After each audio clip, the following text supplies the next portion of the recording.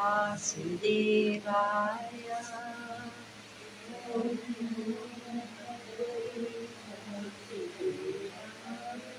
ॐ नमो भगवते वासुदेवाय।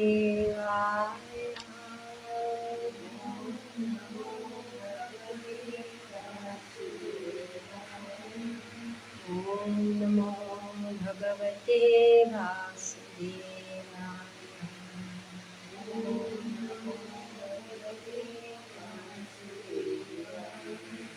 नारायणं नमस्कृत्य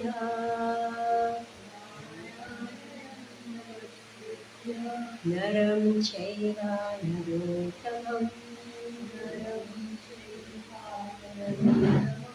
देवीं सरस्वतीं व्यासं ततो जयमुदीरये। नष्टप्रायेषु भद्रेषु नित्यं भागवत सेवया भगवती उत्तमा श्लोके भक्तिर्भवति नैष्टिकी। ॐ ज्ञानातिमिरन्धस्य ज्ञानञ्जनशलाकया चक्षुरुन्मिलितं येन तस्मै श्रीगुरुवे नमः। श्रीचैतन्यमनोभीष्टं स्थापितं येन भूतले स्वयं रूपा कदा मह्यं ददाति स्वापदान्तिकम्। वन्देऽहं श्रीगुरो श्रीयुतापदकमलं श्रीगुरून् वैष्णवंश्च श्रीरूपं साग्रजातं सहगणरघुनाथं प्रीतं तं सजीवं साद्वैतं सावधूतं परिजनसहितं कृष्णचैतन्यदेवं श्रीराधा कृष्णपदान् सहगणललिता श्रीविशाखान्वितंश्च। हे कृष्ण करुणा सिन्धु दीनबन्धो जगत्पते गोपेश गोपिकान्त राधाकान्त नमस्तुते। तप्तकाञ्चन गौराङ्गी राधे वृन्दावनेश्वरी वृषभानुसुते देवी प्रणमामि हरिप्रिये। वाञ्छकल्पतरुभ्यश्च कृपासिन्धुभ्येव च पतितानां पावनेभ्यो वैष्णवेभ्यो नमो नमः। जय श्री कृष्ण चैतन्य प्रभु नित्यानन्द श्री अद्वैत गदाधर शिवासादि गौरभक्तवृन्द। हरे कृष्ण कृष्ण कृष्ण हरे हरे हरे राम राम राम हरे हरे। नमो विष्णुपदाय कृष्णस्य गिरिप्रभुपादति प्रिय श्री गिरिराजाय नमो विष्णुपदाय कृष्णस्य विष्णुते भक्तिवेदान्त स्वामी नामिने। नमस्ते सारस्वती देवी गौरवाणी प्रचारिणे निर्विशेष शून्यवादी मुखं करोति वाचालं श्री गुरु Krishna. So last week we had a review for the first 5 chapters of Bhagavad Gita, and today we are going to have a short review of the first 10 texts of Dhyan Yoga, chapter 6. So, Krishna makes a statement.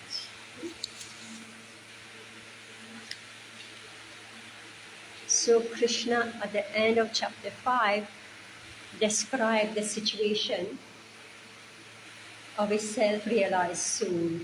So remember that it takes it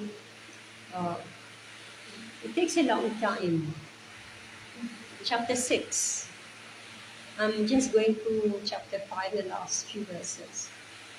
So it takes a long time to actually come in that state of self-realization when we are undisturbed, when we are, just like today, I saw outside, I saw a coconut, they cracked the coconut, I guess maybe car puja or something happened. So funny, this car puja actually starts with the bullock carts, right? Not car puja, it is worshipping the bullock, the bulls, right? But tradition continues, right? It doesn't die even when I have a car. This car has replaced my bulls, but the faith is there that my bulls or my car, which is automatic, right? It's petroleum. Now they have automatic cars, electrical cars, right? Still, the understanding that the Supreme Lord's favor is required, right, to protect the bulls and to protect who is driving the car, or the car itself gets its own mind, right? Yeah, so I saw them in the beginning, oh God, what's this, coconut all spread, and I realized a car puja, right? Then I thought, what is that breaking of that coconut? It's always a mystery to me, why Hindus, they break coconut. Every function, they break a coconut, right? So this is explained in this chapter 5. Or other places, that this breaking of the coconut is symbolic of the breaking of that false ego, right? So the soul is locked in this material world. And many places describe that it's just like a coconut, right? So few layers, right? And we are inside that coconut, right? And it's hard to break. Like you don't just press it or you don't cut it, right? You have to actually hammer it or throw it, smash it, right? So this is chapter 5, which is describing that Jeev who's living inside that coconut, right? Living inside the coconut, knowing that it's separate from the coconut, the different shells. So as you go on reading, you will find that analogy is there. But you got an idea? The coconut, how thick skin it is, that you can be floating in the coconut. Right? It's amazing, right? Each and everything that you do has some meaning. Like the fruit that is most offered is what? Banana, yeah. Banana. I didn't. They can know who died complete like No, right? without banana and coconut. Yeah, that's The symbolic. yeah. So now I have found out the meaning of the coconut. The banana, I couldn't find it yet, but it looks like it doesn't grow from seeds. Is it so? Doesn't grow. Even this coconut doesn't grow from seed. So it's considered the purest. That which doesn't grow from seed. Anyway, so Krishna described in chapter 5, the end, Sparshan kritva bahir bahyam chakshush chaivantare bhruvoh pranapano samo kritva nasabhyantara charino yatendriya mano buddhir munir moksha parayanah vigante cha bhaya krodaya yah sada mukta eva saha, shutting out all external sense objects. Remember the coconut? All right? I gave the analogy of the coconut. 27, 28. Shutting out all external sense objects. keeping the eyes and vision concentrated between the two eyebrows, suspending the inward and outward breath within the nostrils. Oh, you know that coconut has two eyes, right? It has two eyes and a nostril, right? Three holes, right? And one of them is pierced very easily. Like one coconut hole very easily you can just break it. The other two you have to apply, right? To actually what is the structure of coconut. I guess that it sprouts, no, it hangs from that, so that's why you can break it. Anyway, we have to study the biology of the coconut now, right? Go and find it.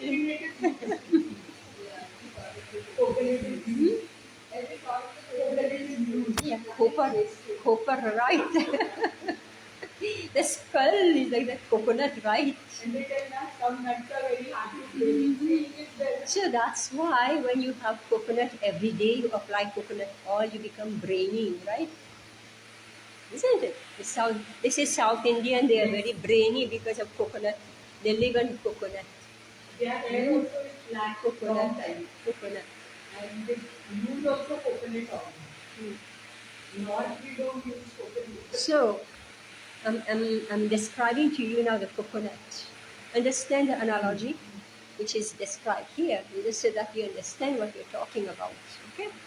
Shutting out all external sense objects, keeping the eyes and vision concentrated between the two eyebrows, suspending the inward and outward breath within the nostrils, and thus controlling the mind, senses, and intelligence.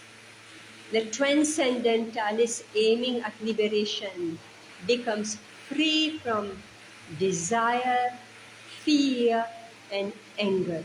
One who is always in this state is certainly liberated, right?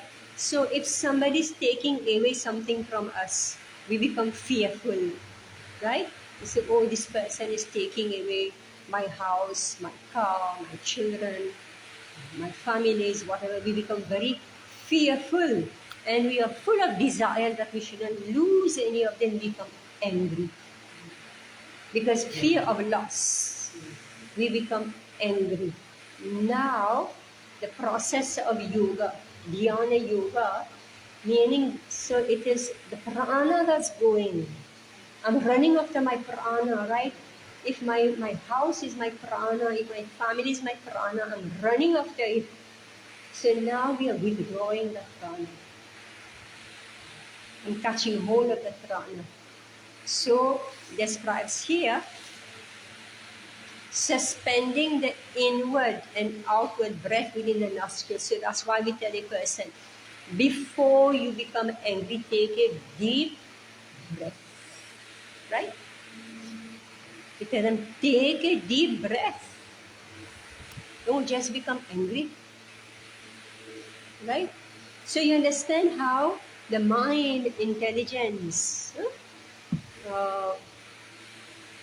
mind, senses, and intelligence. So it's the prana that's moving, like the sensor. Like if the prana doesn't go in the ear properly, then I can't hear properly. If the prana is not coming properly in the eye, I don't see properly, right?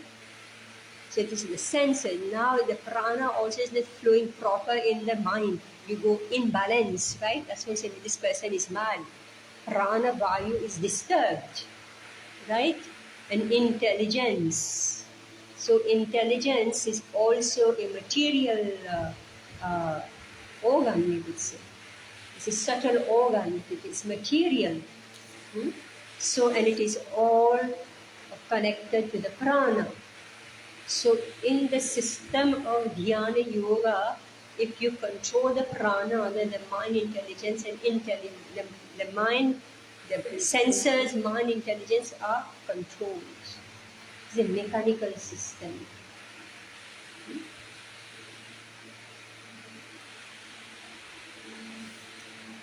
So Krishna is saying, if you are able to control these senses,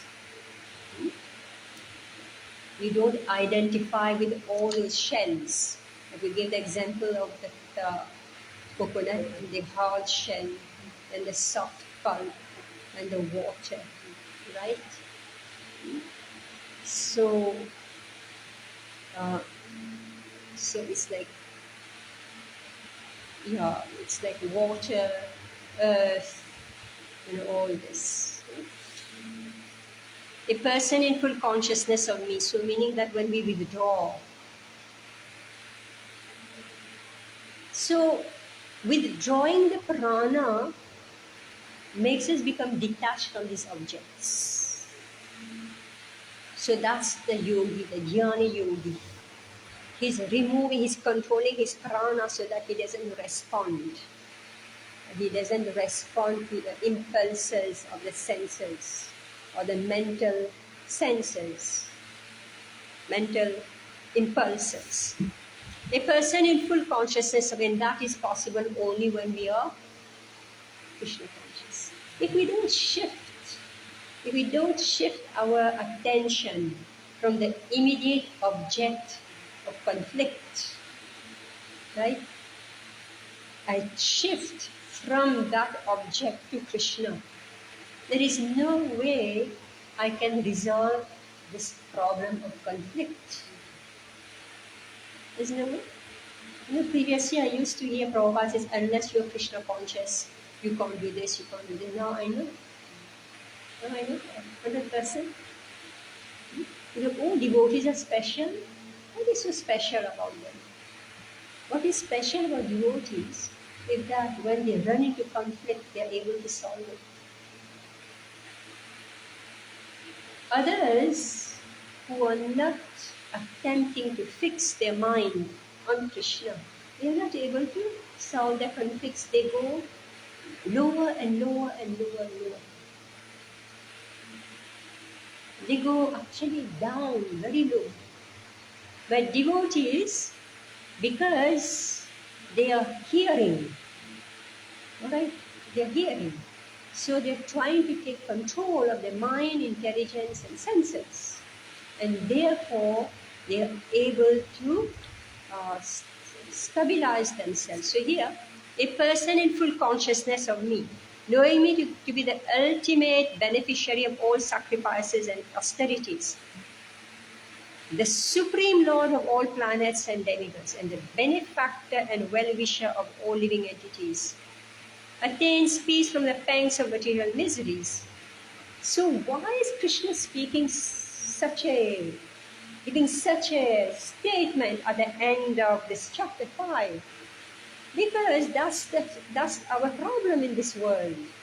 Everybody is at loggerhead, right? Fighting for property, for your nothing. You know how kids fight over a ball, right? Or my toy car. Even when we grow up, we continue to fight. So Krishna is saying, you should know I'm the proprietor of everything. Right? You should know everything belongs to me.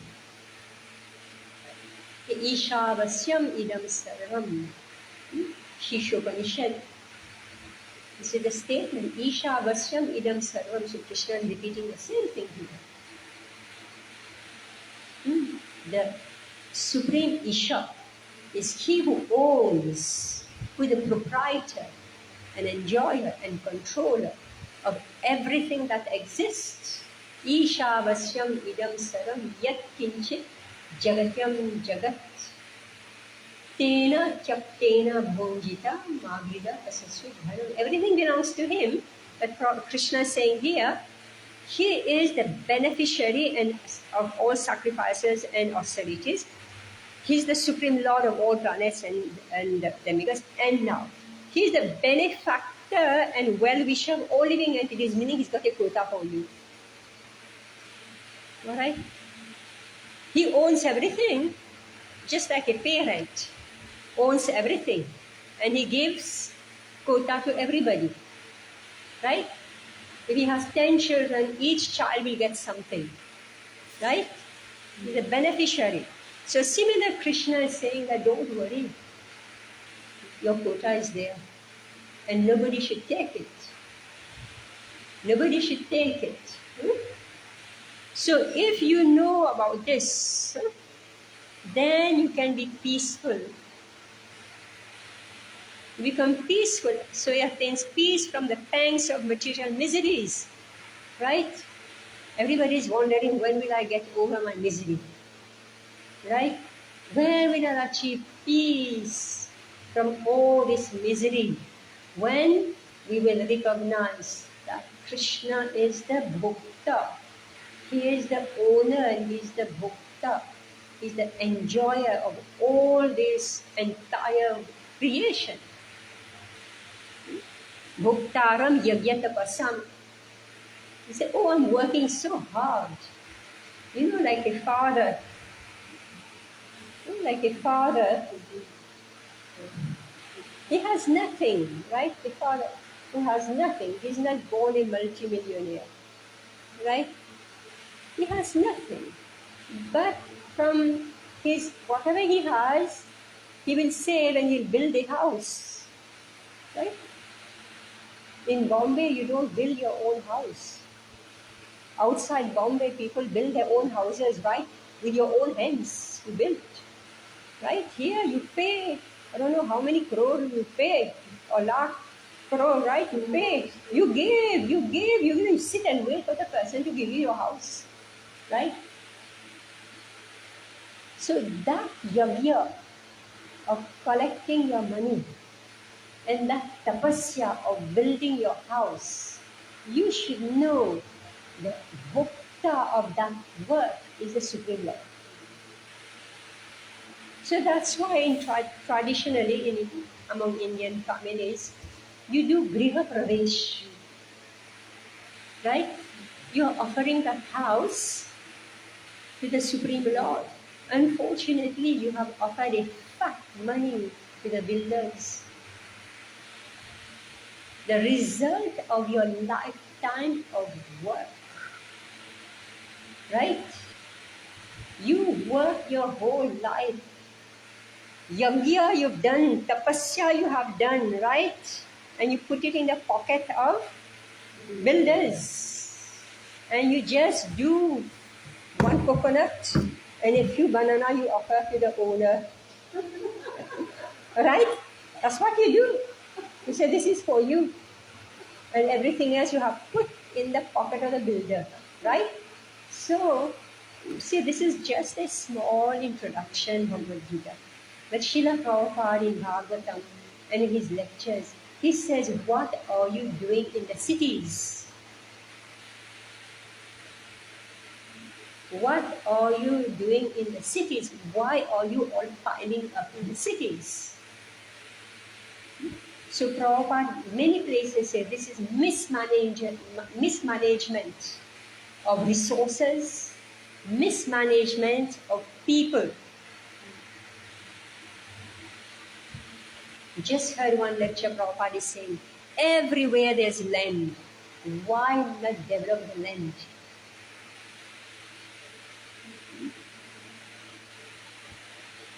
If we are to do any type of austerity yagya, then worship that land. Right? Before you do any farming, I'm just reading, hearing everywhere. You worship, you do that Bhumi Puja, right? Before you put that hoe, like on earth, I just was hearing the story of Sita Devi, how she was born. Because in Janakpur, there was no rain, right? So they were told that the farmer, who is the topmost farmer? It is Raja Janak, right? Raja Janak, right? So there's no rain. How will you farm? Right? So whole day Raja Janak was pulling that hoe, I will plow, right? Plow. How you call it? Sita, I think it's called. Right?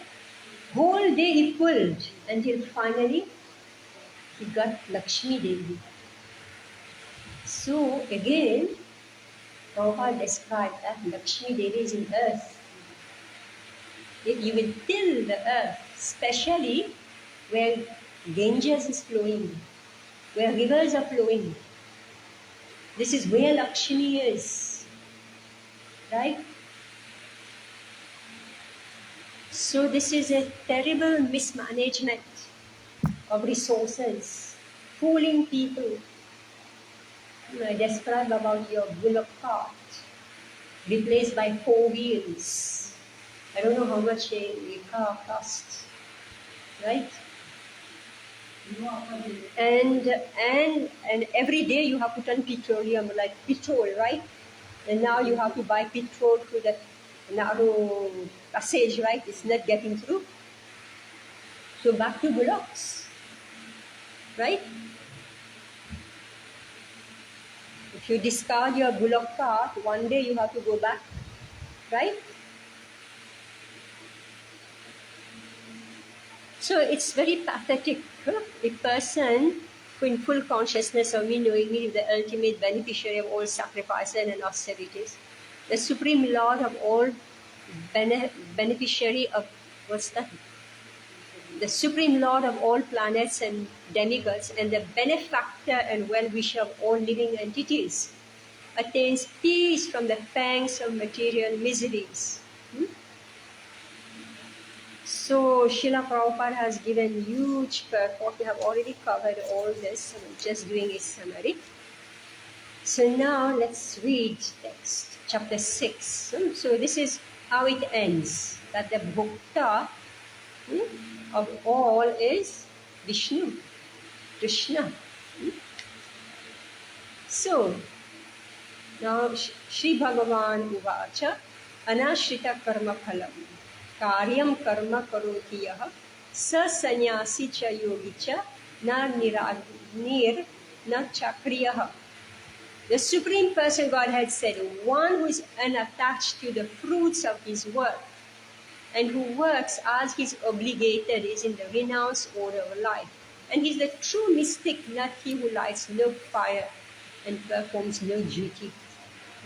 So remember, previous chapter was Karma Yoga, action in Krishna consciousness. So if after studying chapter 4, and I understand, oh, karma is the source of all my trouble, right? I'm doing this work and therefore I'm in trouble, right? So you say, I won't do anything. I just won't do any work. I'm not going to light my chula. I'm not going to cook. What will I do? I will go begging. All right? So sannyasis, they don't light fire. All right? They don't cook. Sannyasis, they don't cook. So the householders cook and they offer to the sannyasis. And here Krishna is saying, this is not the real sannyasi. Alright? One who is unattached to the fruits of his work and who works as he is obligated is in the renounced order of life. And he is the true mystic, not he who lights no fire and performs no duty. So this is an external thing. Remember that the whole teaching of Bhagavad Gita is, for us right now, in modern age, you could say, it's more applicable now than ever. Even 100, 200 years ago, we could say that yes, the sannyasi doesn't cook. Chaitanya Mahaprabhu, when he took sannyas, he didn't cook. Right? He accepted charity from householders. That's the tradition. But here, it is very important for us. Because this is a modern time. Right? Modern time, you can't do this. Right? Who believes these days people don't know who is a sannyasi, who is not a sannyasi? Right? You think everybody looks same like you? Right? So you can't distinguish, right? So therefore, he who is working for Krishna without being attached to the fruit of labor, that person is the real sannyasi. Not he or she who does no work. Alright? So somebody may be very actively engaged, whole day, working, but for who? For Krishna. This person is sannyasi. That's somebody who say, okay, I'm going to do no work. Why? I don't want to be entangled in the cycle of karma. Right? So all this has been explained in the purport. What is called renunciation?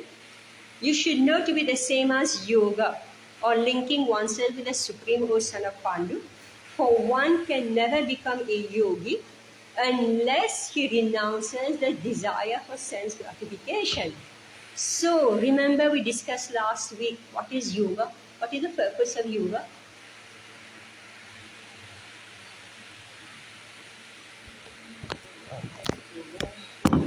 Hmm?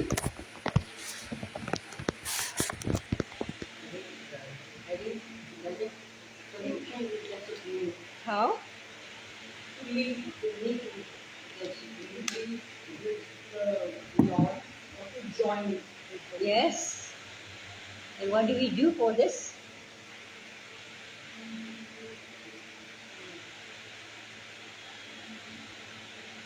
Yeah, linking with Krishna. How do we control our what? Desire. Mind and senses. Right? A yogi is somebody who is attempting to control the mind and senses. If you don't make that attempt, you're not a yogi, you're a bhogi. Right? You have to make the connection with Krishna. Yes. So you are able to control the mind and senses, not artificially. You need an object. Right? So this object should be Krishna. What is called renunciation, you should know to be the same as yoga, and or linking oneself with the Supreme O Son of Pandu. For one can never become a yogi unless he renounces the desire for sense gratification, right? The whole day you're thinking, how can I enjoy life? All plans is only how can I enjoy life? It's like you just get in the kitchen and you just start pulling everything and cooking this dish, that dish, this dish, right? You're only thinking of eating and cooking, right? Where's the yogi? Either you are cooking or you're making somebody else cook. Or you just order here and there. I don't know whether it's true or false, but I heard that some restaurants there's no gas. Some restaurant no gas. So you have to open your kitchen. All Bombay people have to open the kitchen, right? Because they will give gas only to the household. They are not going to give in the hotels. I hope in Govindas they have. Right? Krishna has his way of making us become yogis. When you abuse of a facility, right? That is taken away. You should know this. So willingly or unwillingly, everybody has to practice austerity. Just like right now, it's coming by rickshaw. I've wasted 10 minutes. Why? Somebody got in that rickshaw, could not pay. Why? Tell me why he couldn't pay. Because of that mobile. Yeah? He couldn't pay. So the driver is sitting and watching him. And the man this boy, he looked completely lost. He's calling this one, that one. Finally, you know what to do? This devotee was with me. She pulled out the money, exchanged, and then we could go. Right? And nowadays all youngsters are with the mobile only. They don't carry hand cash at all. Zero. Okay. So here you are. So you invent something and then you have to renounce your fear. Right? You renounce the fear. So you're made to sit and think. And we see in banks everywhere they're putting up fraud, digital fraud. Right? Your hard labor, right? With digital payment, your bank account gets wiped off. Right? renunciation by force. So therefore, be a yogi, meaning whatever work you are doing, it should be utilized in Krishna's service. We used to say, either you give to Krishna willingly, or it is given by providence will take it away. So, it's a rule. Your earning has to be divided into two. Right? Earning is to be divided into two, and then again subdivided into two. So Srila Rupa Goswami has given us a formula. Speaking of renunciation here, Karma Yoga, renunciation. So meaning that 50% should be used in the service of Krishna. 50%. The 50% that is left, you divide this into two. 25% you use for your daily requirement. And that other 25%, you keep it as your savings for emergencies. So that's how every household will make sure that nobody starves. Because you have kept 50%. Right? Chapter 4 describes charity. All types of charity, even in great depth, describing charity. This is your investment actually. It's your investment. Because Manu Samhita describes, it multiplies. Yes. Whatever you give multiplies. You should find the quote. Manu Samhita. 100% true, you have experience. Alright. Whoever gives, get multiple times. It's an investment, it's not a loss. So, I'm just describing how you become renounced and therefore you're yogi. For one who is a neophyte,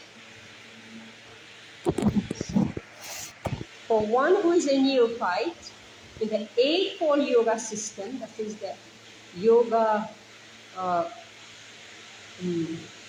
Ashtanga Yoga, work is said to be the means, and for one who is already elevated in yoga, cessation of all material activities is said to be the means, meaning that in the beginning, like I just explained, in the beginning you're sacrificing your earnings, right? You're living in charity. So you're working and you're living in charity. Alright? Now, it's not that you're duty bound only to give charity. Right? When you're becoming more and more renounced, you don't own anything. Right? You're born like this. You're born with nothing. But you have everything. Alright? You're born with nothing, but you're 100% taken care of by your previous life investment. So that's why you wonder how this person is not working. How is it that he's living so comfortably? How is it that he's not in the street, right, lying, under the bridge? What's the difference between somebody who has nothing and lying under the bridge and someone who has nothing and still living very comfortably? You think about it, right? So this is previous life's investment. So, cessation of all material activities is said to be the means. A person is said to be elevated in yoga when having renounced all material desires. He neither acts for sense gratification nor engages in fruitive activities. So, one must deliver himself. Now, Krishna is elaborating on this text. One must deliver himself with the help of his mind and not degrade himself. The mind is the friend of the conditioned soul and his enemy as well. So, yoga, text 5. So yoga means controlling the mind and senses. And now this mind is being described as either the enemy or the friend. So it is up to us whether we make it become our enemy or we make it become our friend. For him who has conquered the mind is the best of friends, but for one who has failed to do so, his mind will remain the greatest enemy. So one who has conquered the mind, meaning that mind is not, it's stira. Mind is stira. It is not agitated by the least provocation for sense enjoyment or repelled when somebody deals with you improperly. Right? Not instant reaction. Oh, he or she said this to me or about me. Right? Let me punch him. Either with words or physically. Right? And who's not allude every new object that comes. Oh yes, let me have, let me try this, let me try.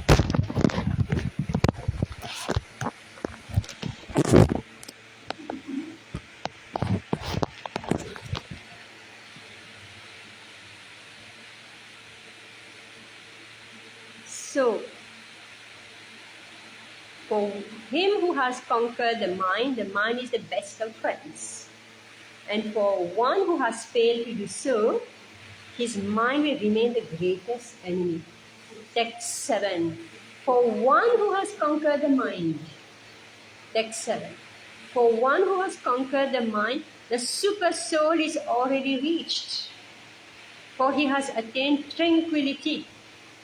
So the symptom of somebody who has reached the super soul, meaning he's having darshan of the Supreme Lord. I remember discussing this text at great length. Now I'm just going fast. So for somebody who is seeing the hand of the Lord, who has developed a connection with the Lord, his mind is tranquil. Others are poking, right? Thinking, how can I toss over this person, right? Everybody's thinking, how can I toss you out, right? Let me provoke that person. He's so cool, he's so rigid, he's so this, that, right? And thinking, let me cause him to fall. For one who has conquered the mind, the super soul is already reached, for he has attained tranquility. So unless Krishna is with you and you are with Krishna, you cannot become tranquil.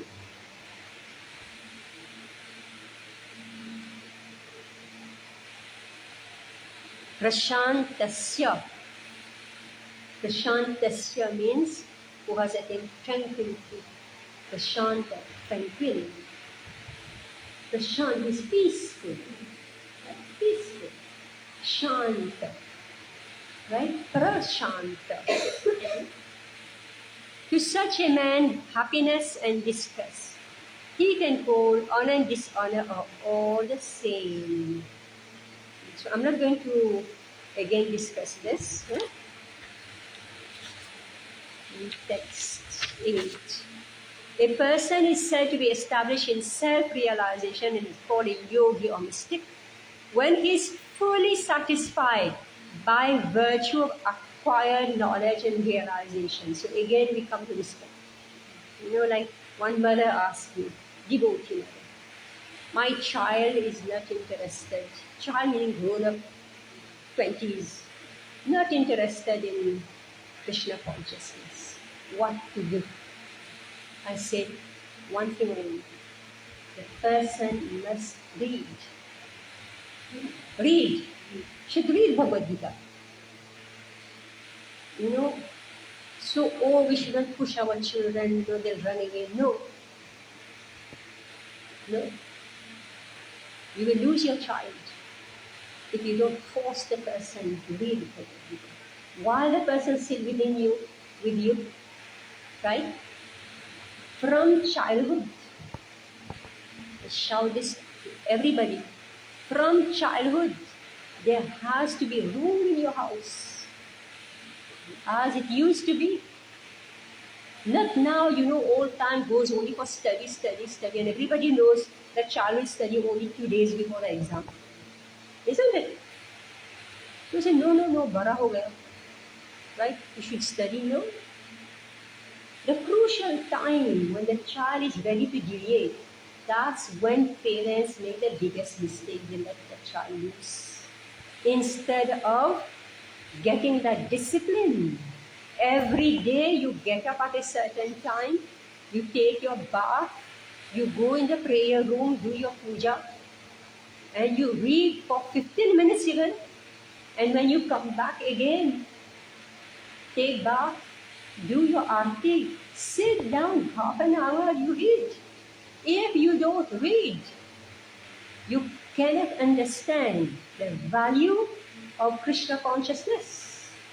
And say, my child is not interested, how can I force?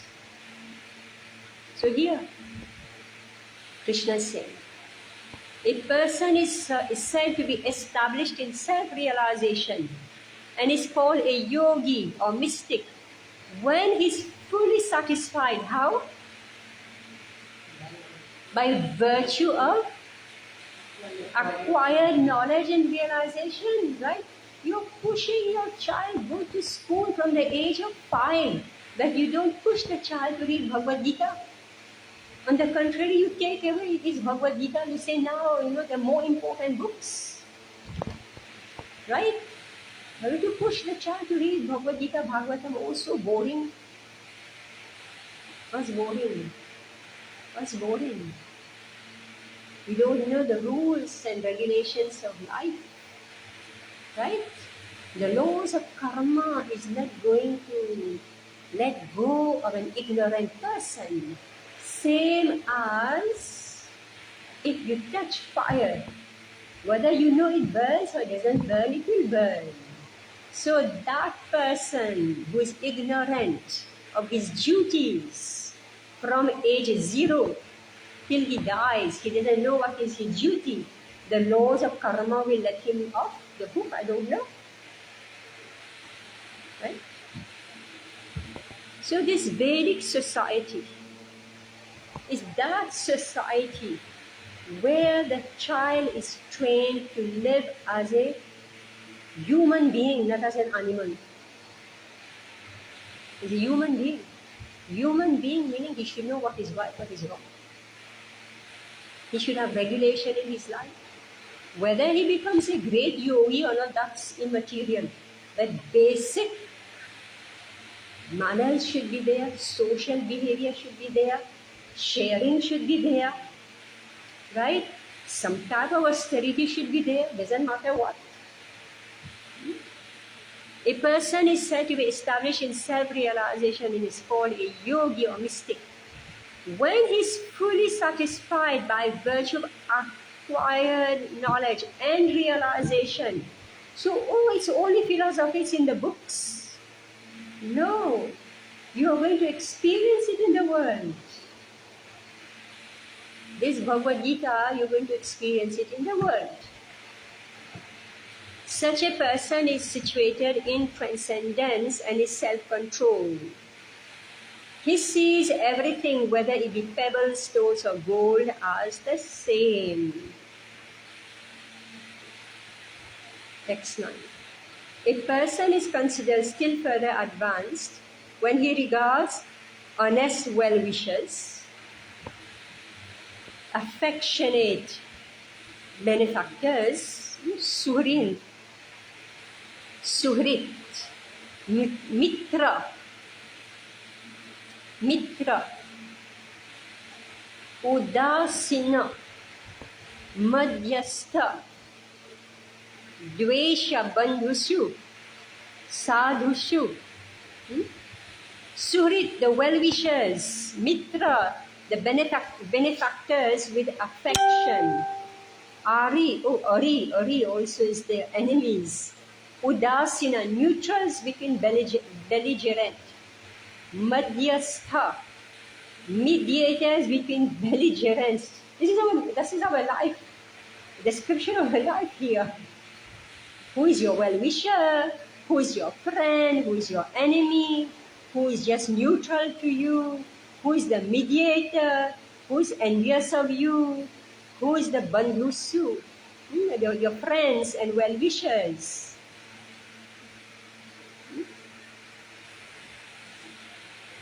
So, all these different category of people, when a person regards everybody with an equal mind, meaning he doesn't hate the Ari. Sometimes your enemy is your best well-wisher. Should not forget this. Oh, why this person doing? Why just see he or she did this, but actually he has settled or she has fixed everybody properly in their place. In this world, we tend to what? Relax. If there is no opposition, you relax, isn't it? Every parent knows this. Relax. So therefore, a person who is a sadhu, he doesn't hate the sinner nor the pious.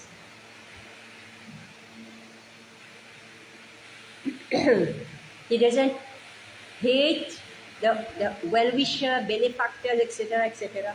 He sees everybody same. Why? He sees with equal vision the pious and the sinner, because he knows that pious anytime can become impious.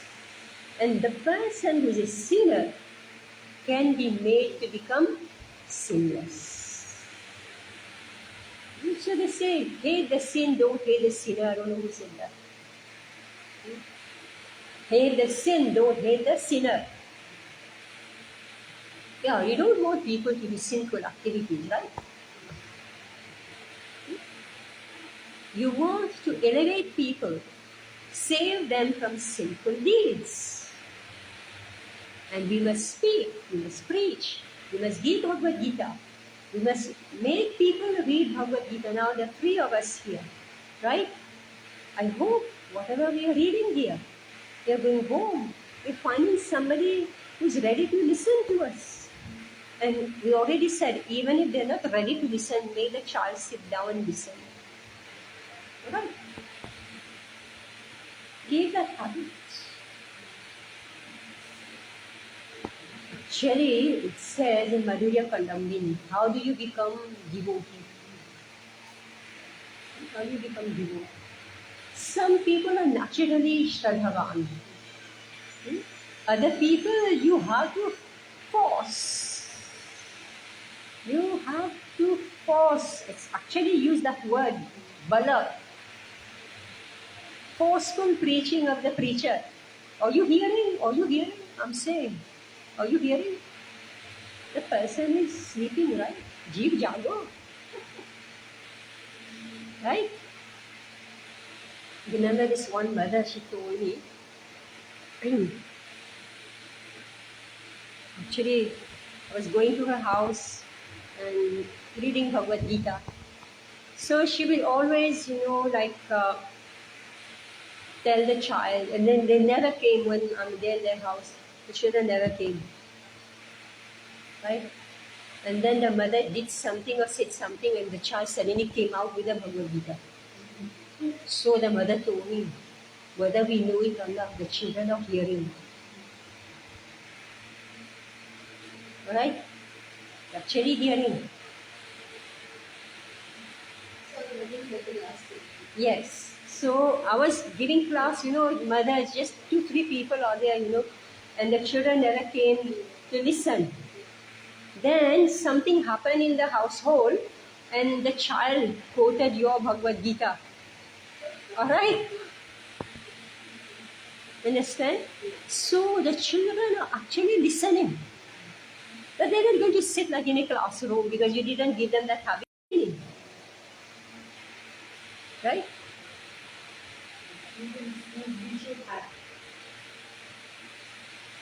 I already discussed last time, it was all political reasons, right? All political reasons. And we still haven't been able to put back our Bhagavad Gita in the schools. Right? Till today. I was very innocent. Very innocent, So I was read Indian. I actually never read Indian history because I didn't want to hear Indian history because I only know it was so bad. I said, I don't want to hear. But at least I knew one thing. That the Vedic Dharma is very advanced. Right? So, to me, it was very innocent. I thought when India become independent, the very first thing they will do will be to reintroduce the Vedic Dharma. Yes, I thought that's what will happen. I didn't know that the next set of rulers, they will continue on with what was already happening. They don't want to change anything. Right? They just go on, whatever is already set, let it go on. Instead of re-establishing Varnashram Dharma, only great Acharya like Srila Prabhupada, they shouted.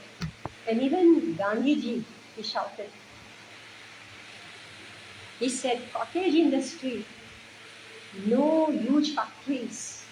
He said, the cows, this is where your food is. Right? I forgot why we went into all this. How we deviated into all this. Okay, because of school, this. Okay, text 10. A transcendentalist should always engage his body, mind, and self in relationship with the Supreme. He should live alone in a secluded place and should always carefully control his mind. He should be free from desires and feelings of possessiveness. So remember, this relationship with the Supreme means the yogi. Yogi means to join, to link, to join. I mean to extend.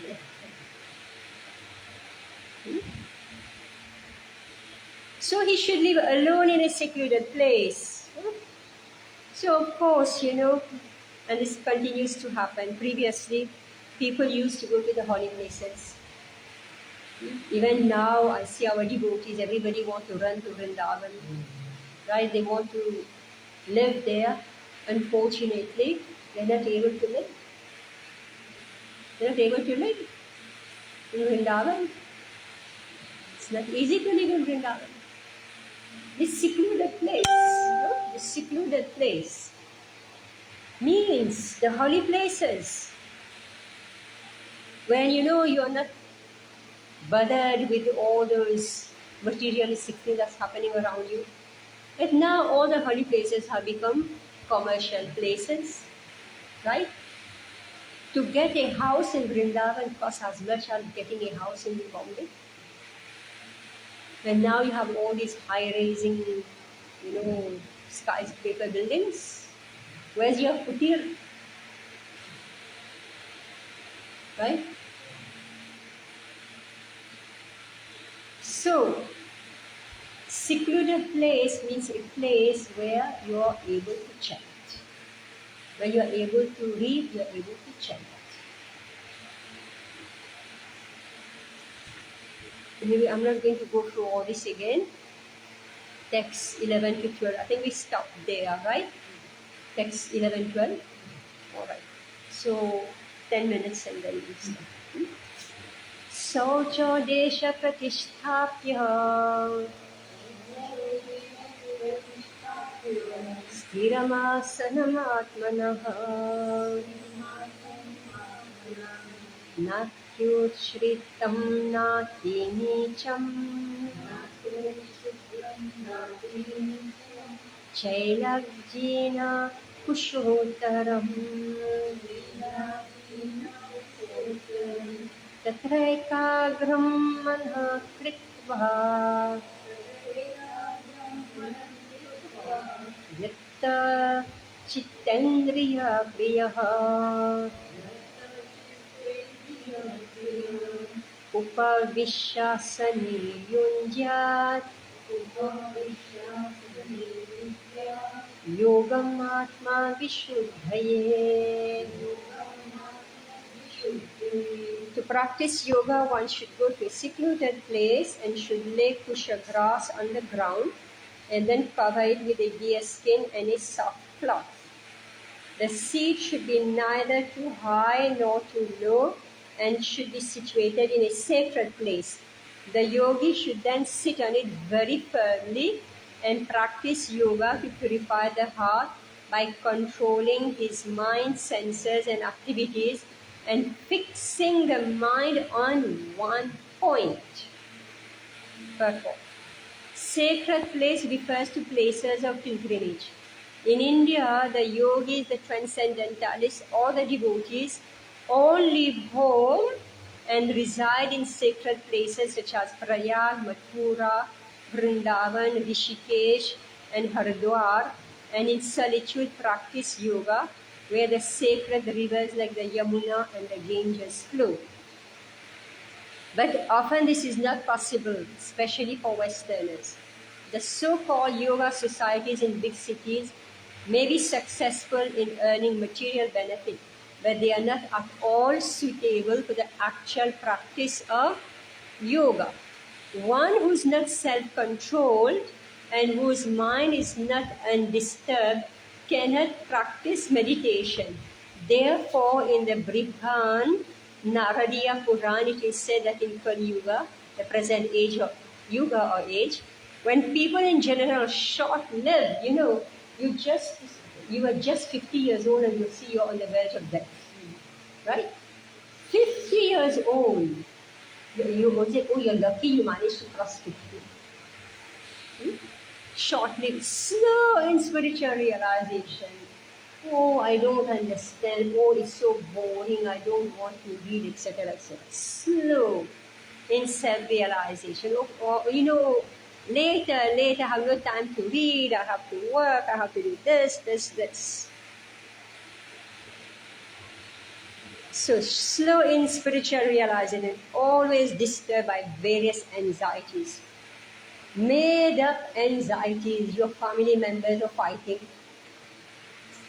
Right? Your family members are fighting, throwing bad words at each other. Right? I hope not physical. Right? When you come home, the winners come home and what's going on in the house? Fighting. Right? It's terrible, right? So the best means of spiritual realization is chanting the holy name. Hare Nam, Hare Nam, Hare Nam, Eva Kevalam, Kalo Nasti, Eva Nasti, Eva Nasti, Eva Nasti, Eva Gatiranyatha. In this age of quarrel and hypocrisy, the only means of deliverance is chanting the holy name of the Lord. There is no other way, there is no other way, there is no other way. Alright, so if people are fighting, what should we do? Please, Hari Japamala. Right? Hari Japamala. Sit down somewhere, chant. You can't stop their fighting, right? If you get involved, they pull you in. Right? So this is the age of quarrel and hypocrisy. I make a show of being something, which I'm not. 13-14. Samam kaya shiro gribham dharayam archanam sthiraha sampriksha nasikagram swam dishaschanavalokayam prashantatmaha vikata brahmachari vrate sthitah manah samyamya machito yukta asita matparaha. Now this is the physical description. One should hold one's body, neck and head erect in a straight line and should stare steadily at the tip of the nose. Then with an unagitated, subdued mind, devoid of fear, completely free from sex life, one should meditate upon me within the heart and make it the ultimate goal of life. Prabhupada explains. The goal of life is to know Krishna, who is situated within the heart of every living being as Paramatma, the four-handed Vishnu form. The yoga process, Okay, Prabhupada is using a word here, process. What is the meaning of process? Way, yes. Method. In Sanskrit we say sadhana. It's a method. So remember we said yoga means to join, right? Yoga means also the yoga process, the way to join. So these are all technical words spoken in English. I'm just helping you to read the book by yourself, so that when you pick any book, you should be able to understand the philosophical meaning of the words. It's not English. Right? It's not English. It's a language. It is a philosophical language. So the yoga process is practiced. What is this practiced? Practiced. Yes. Regulation. Practice. We say practice makes perfect. If I'm not a cook, I have to practice cooking. Right? And as I practice every same thing, I do again and again, how much salt to put, how much spices to put, how low the flame, how high the flame, how much ghee, how much oil, etc. It's a question of practice. Right? So practicing yoga, meaning remembering Krishna, is a question of practice. If you practice forgetting him, you will forget him. You have to understand this. So therefore, we have to practice to remember him. So that's why we say the child, as soon as the child becomes aware, meaning at the age of 5, alright? As soon as the child comes to the age of Kaumara, Acharet, Pragyo, this Prahlad Maharaj has said, as soon as the child becomes 5 years old, immediately the practice has to begin. The yoga process, like I saw, yesterday on Sunday we had a program, right? These kids, they memorize such huge verses from Bhagavatam, babies, right? Babies, four to grown up, between 12, maybe 11, 12. They memorize those verses, alright? Very clearly. Clear, and the Charan was very typical of Sanskrit. They practice them. Alright. Now, when the children are coming, all the teachers say, Pranam karo, right?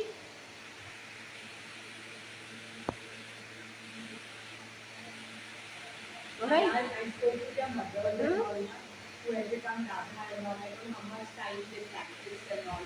They even we can't speak the shlokas. A mother was saying, they tell me, and few days I have to really tell me. Yeah, so that's why from that child's brain, it's a boon.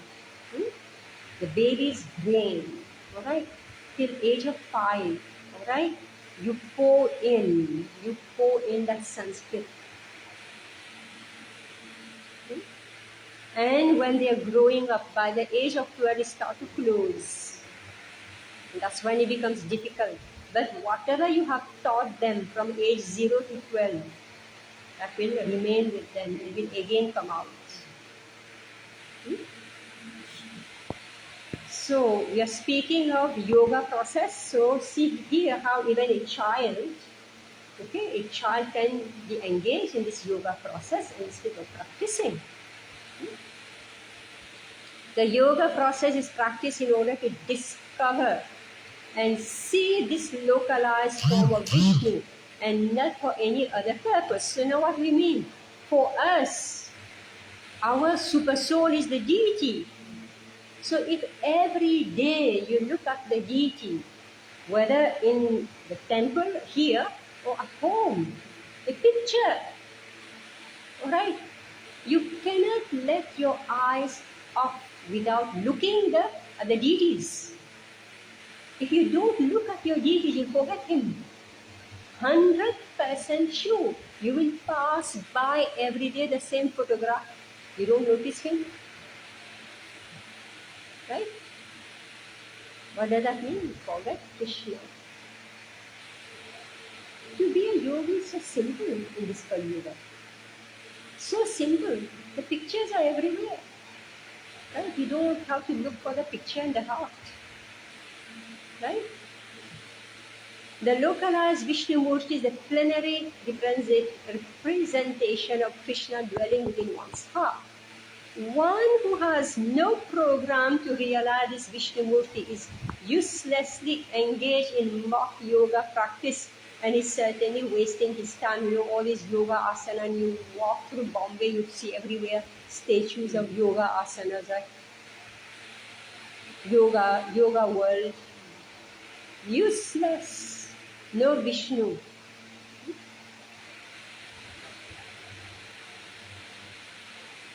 Krishna is the ultimate goal of life, and the Vishnu Murti situated in one's heart is the object of yoga practice.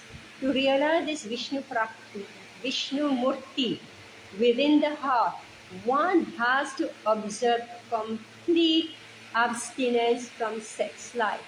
Therefore, one has to leave home and live alone in a secluded place, remaining seated as mentioned above. One cannot enjoy sex life daily at home or elsewhere and attend a so-called yoga class and thus become a yogi. One has to practice controlling the mind and avoiding all kinds of sense gratification, of which sex life is the chief. In the rules of celibacy written by the great sage Yajnavalkya, it is said, Karmana manasa vacha sarvavasthasu sarvada sarvatra maithuna tyago brahmacharyam prachakshate. So what is vow of brahmachari? Brahmacharya is described here. The vow of brahmacharya has a purpose. Is meant to, see, vow, Dridha Vrata. It's a vow, meaning I have decided today to fast for Ekadashi. I'm going to fast. Is it not true? If you don't take that vow, today I'm not going to eat grain. Is it possible to fast? You need a vow. So brahmacharya also is a vow. So the vow brahmacharya is meant what for? To help one completely abstain from sex indulgence. In work, meaning physically, in words or in mind, at all times, under all circumstances and in all places. No one can perform correct yoga practice through sex indulgence. Brahmacharya is taught therefore from childhood. When one has no knowledge of sex life, children at the age of 5 are sent to the Gurukul or the place of the spiritual master, and the master trains the young boys with the strict discipline of becoming brahmacharis.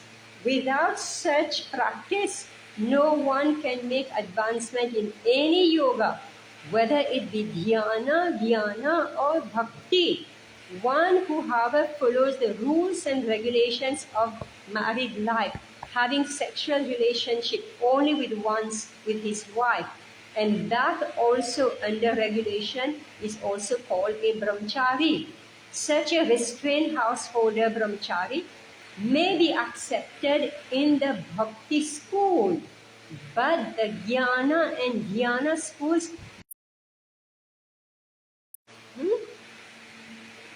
they require complete abstinence without compromise. So if you go to Shankaracharya's, but if you're a householder, no, you have to be a sannyasi. But you can see how in bhakti, all the Vaishnava Sampradaya, they accept the householders also. But they are told self-restraint.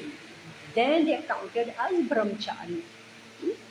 In the bhakti school, a householder brahmachari is allowed to control sex life because the cult of bhakti yoga is so powerful that one automatically loses sexual attraction being engaged in the superior service of the Lord.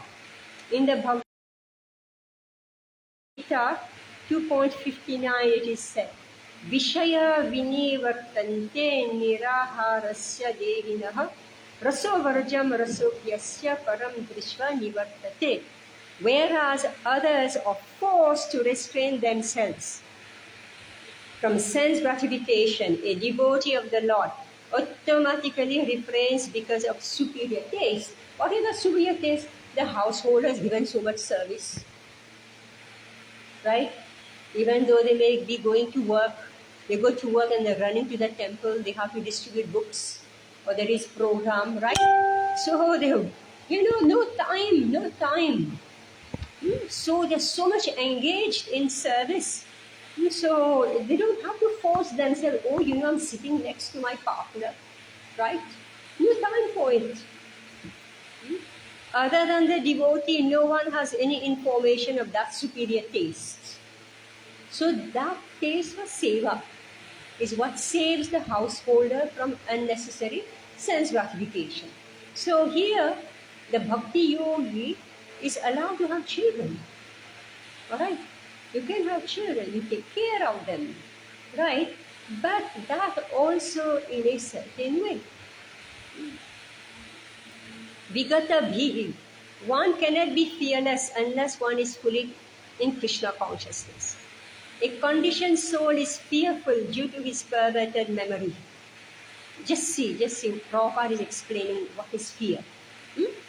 A conditioned soul is fearful due to his perverted memory, his forgetfulness of his eternal relationship with Krishna. Perverted memory, what is that perverted memory? He has forgotten Krishna, right? So when you forget Krishna, you fill up your memory with the daily happenings of life, right? And the material world is very bhayankar, right? Atrocious, right?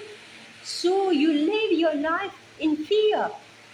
So you've forgotten your relationship with Krishna, you think you're alone. And at every step you see danger. And it is true there is danger at every step. But if you know Krishna is with you, right? The Bhagavatam 11.237 says, Bhayam dvitiya bhini veshatah syad ishat apitasya viparyayo smritihi. Viparyayo smritihi. Krishna consciousness is the only basis for fearlessness.